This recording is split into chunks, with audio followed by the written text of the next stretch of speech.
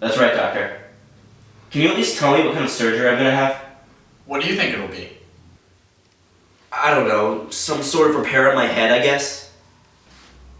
Mr. Lee, it's not going to be a matter of just repair. We found it necessary to replace what would be called your brain, along with some parts of your spinal cord.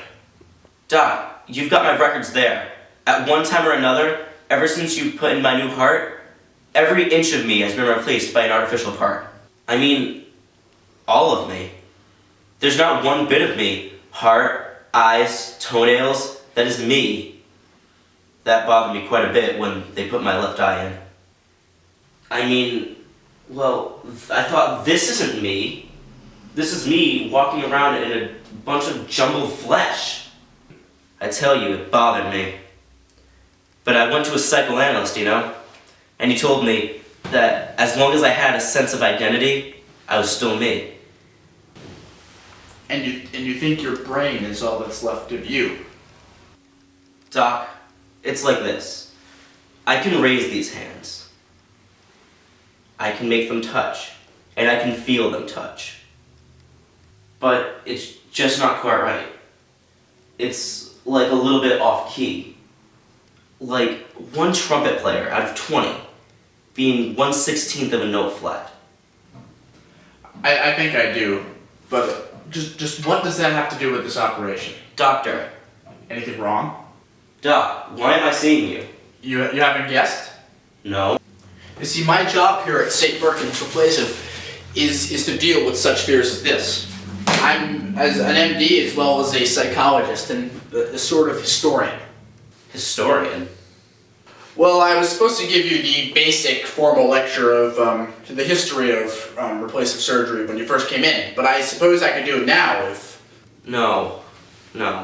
You see, Mr. Lee, replacive surgery's been around almost as long as mankind has.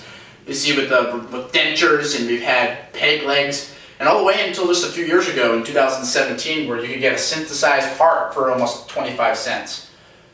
This would be the end of our history lecture, Mr. Lee, if it weren't for the manner of your visit today. Why is that? You see, Mr. Lee, the biggest issue in this summation is, of course, synthesizing nerve tissue, especially for you in the cerebral cortex.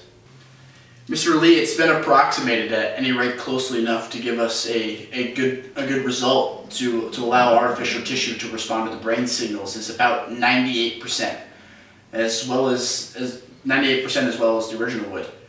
But actual duplication, no, at least not until a few years ago. To tell you the truth, sir, it's barely out of the experimental stage. Experimental? Yes, this will be the first successful replacement of a human brain. Oh, well, of course, it's been done with animals. And it's been very successful with partial replacements in humans. But complete substitution? Doc, that's just it. There won't be a single atom of me that you fellows haven't just conjured up. I don't think that conjured is hardly an appropriate word, Mr. Lee. Well, of course I didn't mean that, but you see what I'm driving at. You could just start from scratch. You could just duplicate me and wouldn't even bother about having to go about it piecemeal. Mr. Lee, I believe I understand what you're asking, but I'm afraid I don't have an answer for you. The question you raise is purely philosophical or maybe even metaphysical, but it's surely not medical. I mean, from a doctor's standpoint, the only viable option now would be complete replacive surgery, as risky as it may seem. Doc, after this is over, if I'm not me, do you think I'll know? Do you think you'll want to? No, I guess not. With that said, I think we're done here. I'll talk to you again after the operation. You think you're ready to go back to your room now? Yes, sir.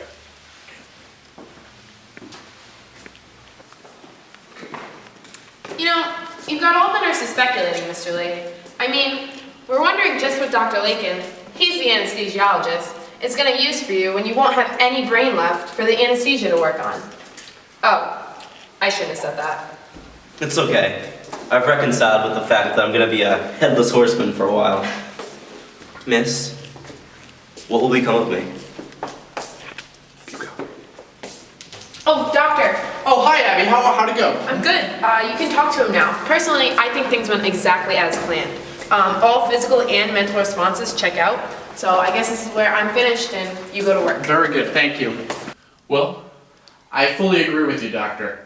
Everything seems to have gone extremely according to plan, sir. He seems exactly the same as he did during our pre-operative interview. But he's a little foggy yet, but I'm sure that's just part of the post-operative, side effect. oh yes, that'll clear up in a few days. He seems alert, responsive.